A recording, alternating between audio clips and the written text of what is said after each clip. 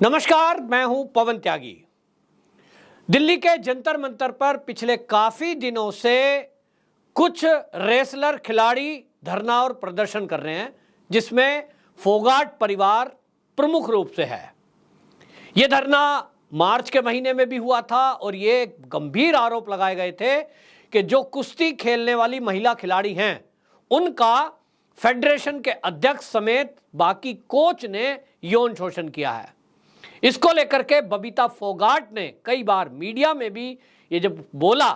तो देश में एक हड़कंप मच गया कि क्या नेशनल खेलने वाले, देश के लिए मेडल लाने वाले खिलाड़ियों के साथ भी इस तरह का कुछ हो सकता है। इस मामले को सरकार ने संज्ञान में लिया और इसके लिए एक कमेटी का गठन किया और उस कमेटी में मैरी कॉम, जो कि जानी मानी मुक्काबाज है, खिलाड़ी हैं, उनकी अध्यक्षता में एक खिलाड़ियों की ही कमेटी बनाई। सरकार ने इस बात का ध्यान रखा कि जो भी आरोप लगाए गए हैं इसकी जांच निष्पक्षता से हो और यदि फेडरेशन के अध्यक्ष या बाकी कोच किसी भी खिलाड़ी का उत्पीड़न किया है या महिला खिलाड़ियों के साथ यौन शोषण किया है, यह गंभीर मामला है। हालांकि इस मामले में ब्रजभूषण शरण सिंह का नाम, वो फेडरेशन के अध्यक्ष हैं और वो भारतीय जनता पार्टी के सांसद भी हैं, उनका नाम सामने आया तो राजनीतिक हलकों में भी हड़कंप मच गया। पिछली बार के धरने में और इस अप्रैल महीने के धरने में एक फर्क है और वो फर्क ये है कि इस बार कई विपक्षी पार्टियों के नेता इस धरने और प्रदर्शन में आ रहे हैं, जिसमें वो टूल किट नजर आ रही है जो किसान आंदोलन के समय यहां देश विरोधी एक्टिविटी करते हुए नजर आए थे। वही लोग टूल किट वाले, जिसमें मेधा पाटेकर हमें दिखाई दी, जिसमें हमें सत्यपाल मलिक, जो भी पुलवामा मुद्दा उठा रहे हैं, पाकिस्तान के आतंकवादियों को क्लीन चिट दे रहे हैं, वो इसमें दिखाई दिए। और इसमें भूपेंद्र हुड्डा, इसमें हमने देखा कि पप्पू यादव बिहार से आते हैं, उनसे कोई पूछे बिहार की बात कर रहे हैं तो वो जो है योगी आदित्यनाथ को डरपोक बता रहे हैं।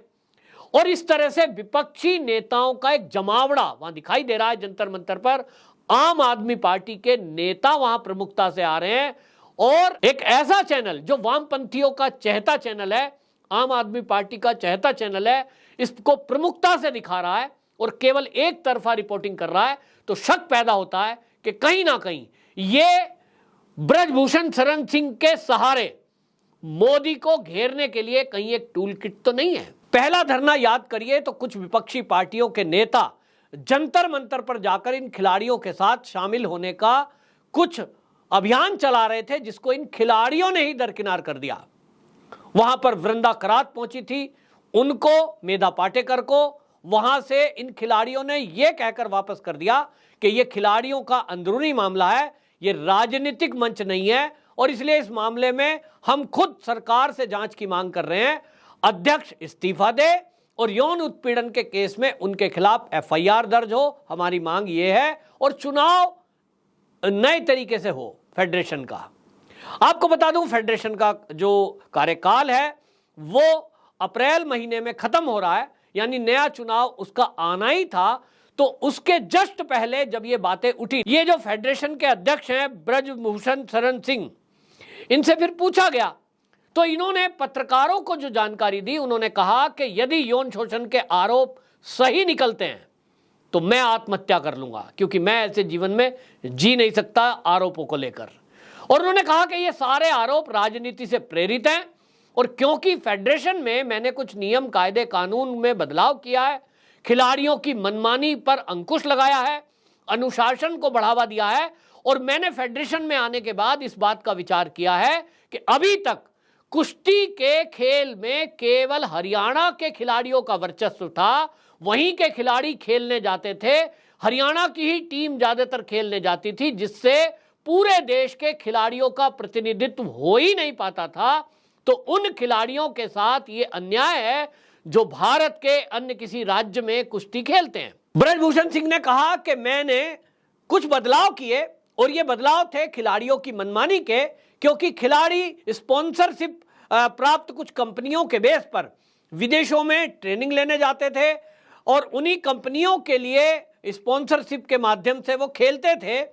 लेकिन जब ओलंपिक में जाना है, देश के लिए मेडल की बात है, तो सरकार ने इस तरफ ध्यान दिया कि खिलाड़ियों पर होने वाले खर्च में सरकार अपनी तरफ से बढ़ोतरी करेगी और जो खिलाड़ियों को अभी जो है कंपनियों की तरफ, प्राइवेट स्पॉन्सर की तरफ देखना पड़ता था, वो ना देखना पड़े, उसकी व्यवस्था भारत के ही उद्योगपतियों से की जाए। एक नियम यह बदला गया। दूसरा नियम यह बदला गया कि अब क्योंकि फंड का जो व्यवस्था है, फंड की, वो सरकार की तरफ से स्पॉन्सर भारतीय कोई उद्योगपति होगा, भारत की कोई कंपनी होगी, तो फेडरेशन के नियम और कायदे कानून में इन खिलाड़ियों को रहना होगा। अब ये किसी भी विदेशी स्पॉन्सर या प्राइवेट कंपनी से खुद सीधे धन नहीं ले सकते, न ट्रेनिंग ले सकते, यह व्यवस्था सरकार करेगी। तो बंदिश कर दी। नंबर 2 बंदिश ये लगाई गई कि केवल हरियाणा के ही नहीं, अन्य राज्यों के कुश्ती के खिलाड़ी भी अब ओलंपिक में जा सकेंगे। उसके लिए जो भी जाने वाले खिलाड़ी हैं वो पहले नेशनल खेलेंगे, और जब नेशनल में कोई खिलाड़ी नजर में आएगा कि वो खेलने में अच्छा है, तो उसको वहां जाने के पहले भारत में ही आपस में खिलाया जाएगा, और उनमें से जो बेस्ट खिलाड़ी चयनित होगा वो इंटरनेशनल खेलने जाएगा। ठीक बीसीसीआई आप देखते हैं, बीसीसीआई क्रिकेट है या हॉकी है या फुटबॉल है, जितने खेल हैं उसका तरीका यही है कि पहले खिलाड़ी को आप देखते हैं, मैं भी गेम में रहा हूं पढ़ाई के टाइम पे, कि पहले आप जिला खेलेंगे, फिर स्टेट लेवल पे खेलेंगे, फिर नेशनल लेवल पे खेलेंगे, और नेशनल लेवल पर खेलते खेलते कई राज्यों की खिलाड़ियों की एक टीम बन जाती है। अब क्योंकि कुश्ती में 1, 2, 3 ऐसे पहलवान जाने हैं, भार के हिसाब से टीम बनती है,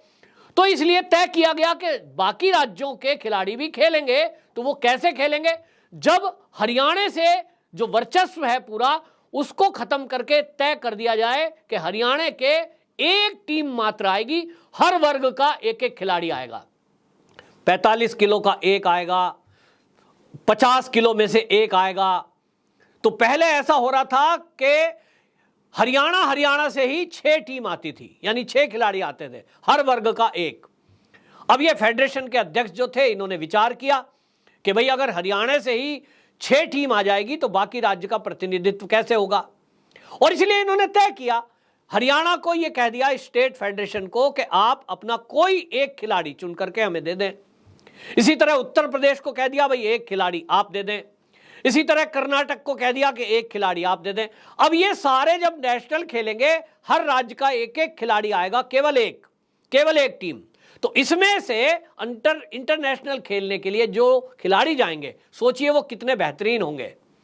हर राज्य का एक खिलाड़ी पहले नेशनल खेलेगा, फिर उनमें से चयन होकर वो इंटरनेशनल खेलने के लिए जाएगा, क्योंकि देश की आन बान शान की बात होती है जब कोई विदेश में खेलने जाता है, ओलंपिक में खेलने के लिए जाता है। और यहीं से विवाद का कारण बन गया। जैसे ही हरियाणा का कोटा तय हुआ, जैसे ही विदेशी स्पॉन्सरशिप को सरकार ने मना किया, यह विवाद का कारण बन गया। क्योंकि आपको बता दूं,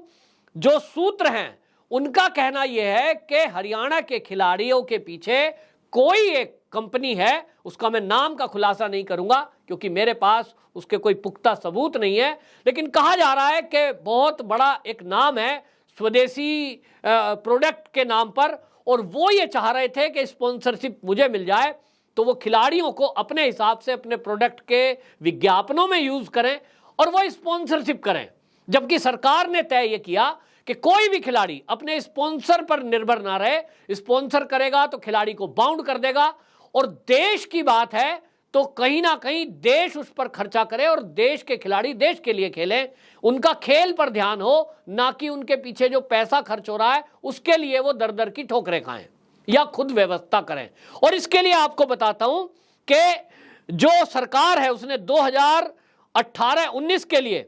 target Olympic podium scheme tops scheme के तहत, यानी तय किया गया कि जो टारगेट ओलंपिक पोडियम स्कीम है, जिसमें कि ओलंपिक में कौन खिलाड़ी को भेजना है उसके चयन की जो स्कीम है, उसके लिए कुछ फंड रखा, और 2018-19 में वो फंड रखा 14.31 करोड़ रुपए का, 2019-20 में 12.41 करोड़ का, 2020-21 में 15.65 करोड़ का। अब ये खिलाड़ियों के लिए रखा गया कि आप खेलते हैं तो आपको सरकार की तरफ से फंड दिया जा रहा है। और आपको बता दूं, यही ये हुआ कि 2022 में फेडरेशन ने यह तय किया कि अब आपको जो है प्राइवेट कोई भी संस्था से आपको स्पॉन्सरशिप नहीं लेनी, जैसा कि पहले होता रहा था कि इसमें विदेशी ट्रेनिंग, हरियाणा के जितने खिलाड़ी हैं ज़्यादातर वो JSW ग्रुप और बाकी प्राइवेट कंपनियों की स्पॉन्सरशिप के जरिए विदेशों में ट्रेनिंग लेने जाते थे, फिर ऐड भी उन्हीं के लिए करते थे। गवर्नमेंट ने जब फंड की व्यवस्था कर दी और उसके बाद स्पॉन्सरशिप की भी व्यवस्था कर दी, उनके लिए आपको बता दूं 2022 में फेडरेशन ने यह तय कर दिया कि अब खिलाड़ियों को किसी भी विदेशी कंपनी के लिए काम नहीं करना है, यानी ऐड नहीं करना है, ना वो खर्चा उठाएगी, भारत की कंपनियां उठाएंगी, क्योंकि भारत की कंपनियों पे ही आप भरोसा कर सकते हैं। और इसलिए आपको बता दूं, टाटा मोटर्स ने इस मामले में नेशनल स्पॉन्सर, फेडरेशन ने टाटा मोटर को बनाया। टाटा मोटर हम सब जानते हैं, हमारे भारत के ही जो उद्योगपति हैं टाटा, उनका है, और उन्होंने कहा कि मैं स्पॉन्सर खिलाड़ियों को करूंगा, जो भी नेशनल खिलाड़ी होंगे उनके खर्चे को मैं उठाऊंगा। और इसलिए ये सरकार ने नहीं, फेडरेशन ने तय किया कि अब स्पॉन्सर हमारे देश का हो गया, फेडरेशन इसकी व्यवस्था करेगी और BCCI की तर्ज पर हम क्या करेंगे। तो 2018 में जो फेडरेशन है उसने ये तय किया कि देश भर के 150 चयनित खिलाड़ियों को ग्रेडिंग के आधार पर कॉन्ट्रैक्ट किया जाएगा और उनको जो है इसमें पैसे दिए जाएंगे। A ग्रेड वाले को 30 लाख, B ग्रेड वाले को 20 लाख, C ग्रेड वाले को 15 लाख, इस तरह से ग्रेडिंग के आधार पर दिया जाएगा। और ये उसके खाने खर्चे के लिए है, व्यवस्थाओं के लिए है। लेकिन एक नियम बना दिया 2021 में कि सभी खिलाड़ी जो भी ओलंपिक के लिए जाना चाहते हैं उनको ट्रायल जरूर देना है, यानी नेशनल जरूर खेलना है। यह विवाद के 3 मोटे मोटे कारण हैं। नंबर 1 विवाद का कारण यह बना कि हरियाणा का कोटा तय कर दिया, क्योंकि जो फेडरेशन के नए अध्यक्ष बने ब्रजभूषण शरण सिंह, उन्होंने यह तय कर दिया कि भाई पूरे देश के अंदर रेसलर खिलाड़ी हैं, गांव गांव में कुश्ती के खिलाड़ी हैं, उनको अगर निखारा जाए तो उत्तर प्रदेश से कई खिलाड़ी आ सकते हैं, मध्य प्रदेश से कई खिलाड़ी आ सकते हैं, बिहार से भी खिलाड़ी आ सकते हैं। लेकिन आप मुझे बताइए, आपने पिछले 20 साल में कब सुना कि बिहार से भी कोई खिलाड़ी को सरकार ने ओलंपिक में भेजा, उत्तर प्रदेश से भी किसी ने कुश्ती के खिलाड़ी को भेजा? आपने कब सुना कि मध्य प्रदेश या त्रिपुरा का कोई खिलाड़ी भेजा नहीं। लेकिन ये कहते थे हरियाणा से ही सबसे ज्यादा कुश्ती में मेडल आते हैं। तो कुछ खिलाड़ियों का जो कि उत्तर प्रदेश के हैं, बिहार के हैं, झारखंड के हैं, उनका कहना यह है कि जब हमें ट्रायल में बुलाया ही नहीं जाएगा, नेशनल तक हमें खिलाया नहीं जाएगा, हमारी योग्यता क्षमताओं को परखा ही नहीं जाएगा और हरियाणा से ही हर वर्ग के खिलाड़ी ओलंपिक में भेज दिए जाएंगे, तो भाई मेडल तो वही लाएंगे जो ओलंपिक खेलने जाएंगे। छत्तीसगढ़, झारखंड, बिहार, यूपी, मध्य प्रदेश, महाराष्ट्र, केरल, तमिलनाडु, ये तो खिलाड़ियों को खिलाया ही नहीं गया, उनका नाम कहीं आता ही नहीं था, क्योंकि हरियाणा में सबसे ज्यादा टीमें हैं और उनकी एक तरह से वर्चस्व है। और यहीं से विरोध शुरू हुआ, तो हरियाणा में ही विरोध शुरू हुआ। और आप देख रहे हैं कि हरियाणा में भी एक परिवार है, फोगाट फैमिली, उसमें पति है, पत्नी है, साली है, रिश्तेदार हैं और कहीं ना कहीं राजनीतिक दल भी हैं, और वहीं स्पॉन्सरशिप भी छुपी हुई है हरियाणा से ही। और इसलिए विवाद वहां से खड़ा किया गया। जो ब्रजभूषण शरण सिंह है, इनका कहना यह है कि सख्त कानून और खिलाड़ियों के लिए ये बंदिश जो लगाई गई, जैसे कि वो बताते हैं कि ओलंपिक में खेलने के लिए जब टीम गई, उनको एक होटल में ठहराया गया ताकि उन पर नजर बनाई जा सके, क्योंकि ये कहा गया कि आप खिलाड़ी देश के लिए खेलने आए हैं, अगर कहीं सड़क पर घूमने जाते हैं, कहीं कुछ बाहर खाने चले जाते हैं, तो आप बीमार हो सकते हैं, आपको चोट लग सकती है और ऐसे में हमारे देश का मेडल रह सकता है। तो बंदिश थी कि आप कोई भी होटल से बाहर नहीं जाएंगे, टीम के लिए गाड़ी प्रोवाइड होगी जो आपको स्टेडियम तक ले जाएगी और आपको वापस होटल आना है, घूमने नहीं जाना। आप कोई पिकनिक टूर पर नहीं आए हैं, आप देश के लिए खेलने आए हैं, खेलिए, अभ्यास करिए और आराम करिए। लेकिन कुछ खिलाड़ियों को यह नागवार गुजरा। कुछ खिलाड़ियों को लगता है कि विदेश में आए हैं तो सरकार खर्च कर रही है, फेडरेशन पैसा खर्च कर रही है, अब हम तो घूमने भी जाएंगे, हम तो रात को डिस्को में भी जाएंगे, हम तो शॉपिंग करने भी जाएंगे। बंदिश पसंद नहीं आई, यह कहना ब्रजभूषण शरण सिंह का है और इसीलिए विवाद खड़ा किया गया। वो कहते हैं कि मैं क्योंकि सख्त हूं इस मामले में और मेरी एक आकांक्षा थी कि देश के अन्य राज्यों के खिलाड़ी भी फेडरेशन के जरिए खेलें और अवार्ड लाएं, मेडल लाएं। और यह बात हरियाणा के कुछ ये जो कुश्ती संघ के लोग हैं और जो खिलाड़ी हैं इनको पसंद नहीं आई। तो फैसला आप करिए कि क्या देश के अन्य राज्यों में, पहली बात तो यह बताइए कि क्या देश के अन्य राज्यों में कुश्ती के खिलाड़ी नहीं है, केवल हरियाणा में है? पहलवान केवल हरियाणा में पैदा होते हैं, उत्तर प्रदेश, झारखंड, बिहार और बाकी आपके केरल हो गया, कर्नाटक हो गया, मध्य प्रदेश हो गया, महाराष्ट्र हो गया, उनमें पैदा नहीं होते? तो ऐसा तो नहीं है। फिर उनको बढ़ावा नहीं दिया जाता और सरकार ने तय किया कि वो हर राज्य के खिलाड़ियों को बढ़ावा देगी और नियम कायदे कानून से छटनी की जाएगी और छटनी में ये नियम बना दिया कि नेशनल खेलना जरूरी है। जबकि हरियाणा का ये जो फोगट परिवार है, इसमें जो खिलाड़ी हैं वो पहले अपने तरीके से खेलते रहे तो उनको लगता है कि मेडल हम ले आए, अब तो हमारी ही चलनी चाहिए। उन्होंने कहा हम तो नेशनल खेलेंगे नहीं, हम तो सीधा ओलंपिक में जाएंगे। तो उन्होंने कहा भाई रूल तो सबके लिए बराबर है। यहां से टकरार शुरू हुआ और बात यौन शोषण तक आ गई। अब मैं आपको यह बता रहा हूं कि मैंने कुछ तथ्य आपके सामने रखे जो अंदर की चीजें सामने आई हैं जिस कारण से विवाद खड़ा हुआ है। लेकिन यौन शोषण के आरोप जो खिलाड़ी लगा रहे हैं, महिला खिलाड़ी जो लगा रही हैं, यह अंदरूनी मामला है। यह किसी ने नहीं देखा कि किसने क्या किया। ये वो खिलाड़ी जानते हैं या जिसने यौन शोषण किया हो या जिसके ऊपर आरोप लगे हो ये वो जानता है, या फिर तीसरा भगवान जानता है। इसका फैसला अब कोर्ट में होगा क्योंकि मामला सुप्रीम कोर्ट तक पहुंच चुका है और सुप्रीम कोर्ट के माध्यम से अब इस मामले में एफआईआर दर्ज करने के आदेश दिल्ली पुलिस को हो चुके हैं।